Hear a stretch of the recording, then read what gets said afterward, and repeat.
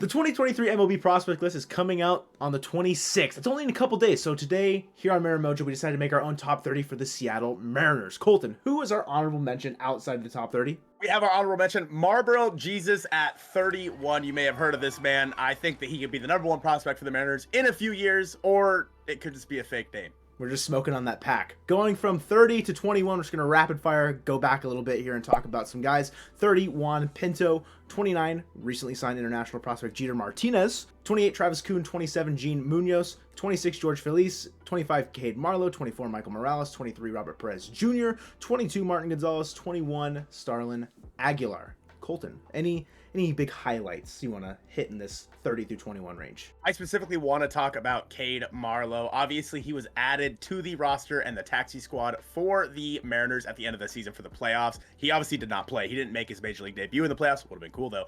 But people have been talking about Cade Marlowe as possibly an outfielder for the Mariners this year, and it's just going to be really tough to see. He needs to figure out how to make contact with the ball. This dude's sporting like a 40% strikeout rate.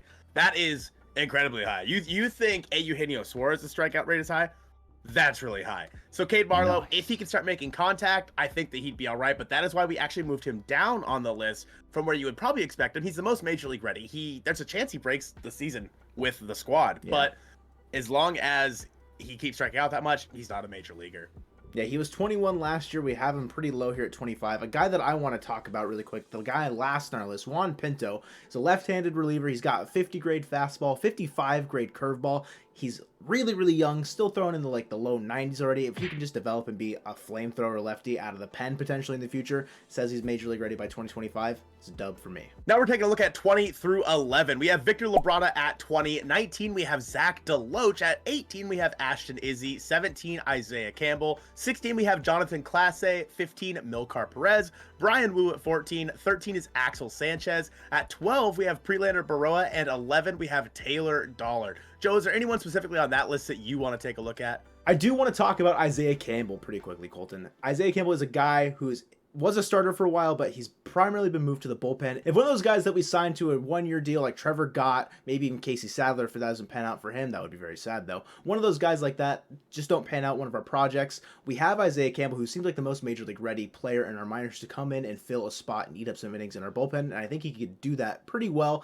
So right here around that 15 through 17 mark, it's pretty average ranking for Isaiah Campbell, I believe. This is also right around where Alberto Rodriguez would be. However, he was in the process of being sent down, so we weren't sure if he was going to clear waivers, so we left him off the list. But just know he'd be within the teens range, likely, for us here at Marin Mojo. And I want to talk about Prelander Baroa at number 12. He honestly is probably lower on our list than you might think on some other lists. And I think it is just another case of someone who throws the ball really hard, but can't find the strike zone. We've seen it 1,000 times in baseball. Prelander Baroa is like throwing 97 or something like that. He throws the ball hard, but he has no idea where it's going. And unfortunately for the Mariners, we have seen that not pan out. Think about Thiago Vieira or someone like that.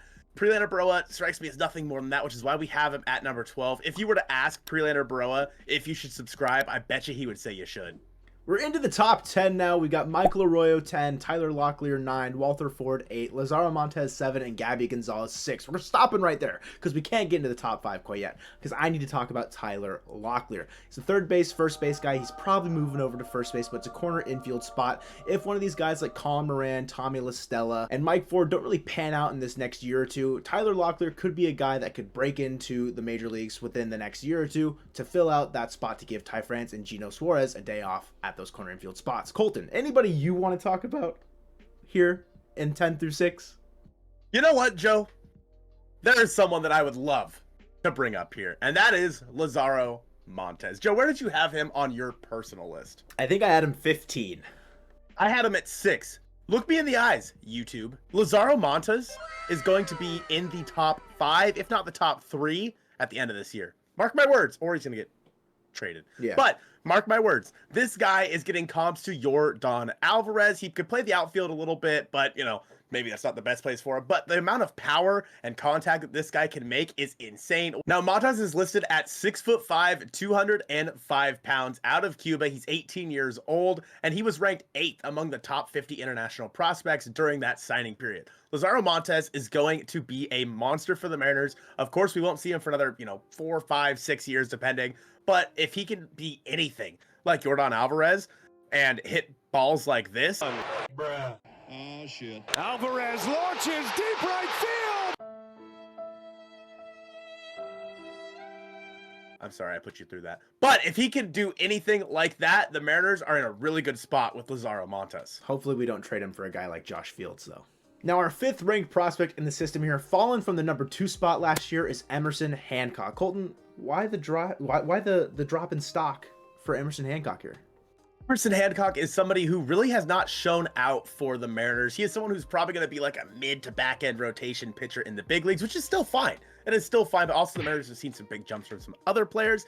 Emerson Hancock is someone who I personally really like, but at the same time, we've seen players like get ahead of him a little bit.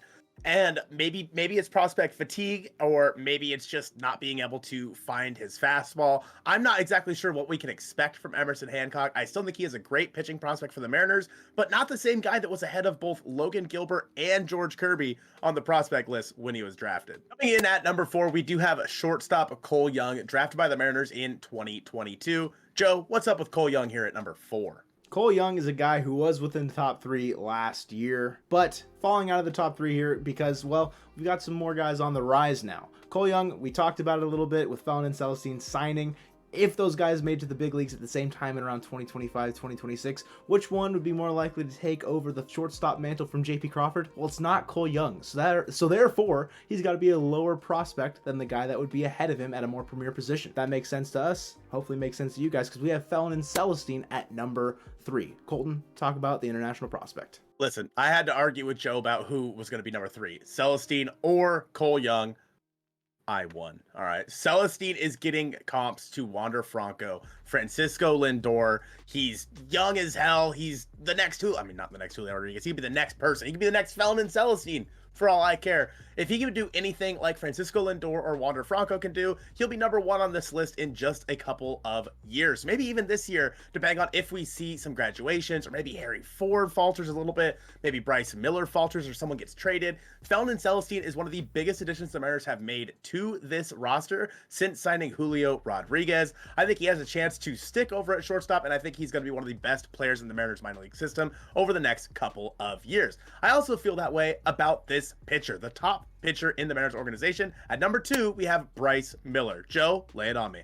Number 100 prospect for the Baseball America list here. Bryce Miller has seen his stock rise immensely. He was number 5 last year in the Mariners system. We have him jumping all the way up to number 2, and I think this is going to be pretty consistent across the board for a lot of other people, even MLB Pipeline's final list when they come out for the Mariners. Bryce Miller, he's going to be above Emerson Hancock. He's been receiving comps that he's going to be the next guy to make the rotation if it's going to come from the minor league system. He's past Emerson Hancock, the guy that he was so closely touted with last year. He just edged him out. He ended up being the better guy. And I think we've heard people like Jerry DiPoto even say that Bryce Miller is the best pitcher in this organization, and possibly even above like Jack Leiter and Kumar Rocker is something that we've heard as well. So I think that having Bryce Miller at 2 is probably, might even be too low. He might even be number 1 in some prospect rankings. I think that he is the starter of the future. But coming in at number 1, we do have Harry Ford, the number 1 catcher in the Mariners system. Harry Ford was a top 4 catcher in all of MLB according to the MLB Pipeline. Surely he will be within the top 100 just like he was last year at 65.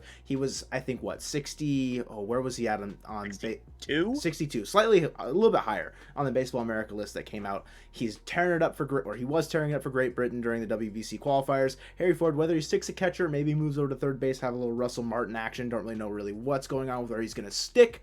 But Harry Ford definitely seems like still the odds-on favorite to be the number 1 prospect in the Mariners system, which is exactly where we have him. And I think having somebody at catcher being your number 1 prospect is such a big deal. Obviously, catching is something that's really hard to come by in the major leagues. I mean, look at guys like Gary Sanchez that have fallen off. Someone that could be as athletic and as good as Harry Ford has the potential to be. I think that you just have to, because he's at a premium position, you have to put him at the top of this list. I think that He and Cal Raleigh would be a great tandem. I think that would be the best 1-2 punch for catchers in all of baseball. Maybe one can DH, one can catch some days. Obviously, we're still a few years away from that. As long as they let Harry Ford continue to develop, I think the Mariners are going to be in a really good spot with Harry Ford at number 1 on their prospect list. Now, if you're not quite sure who Felon and Celestine is, this guy that we have jumping to the top 3 of the Mariners prospect list, we got a video on the screen right now explaining exactly who he is, where he's from, and why the Mariners signed him and what they signed him for. Make sure to check that one out. And remember, at the end of the day, it's always go Mariners.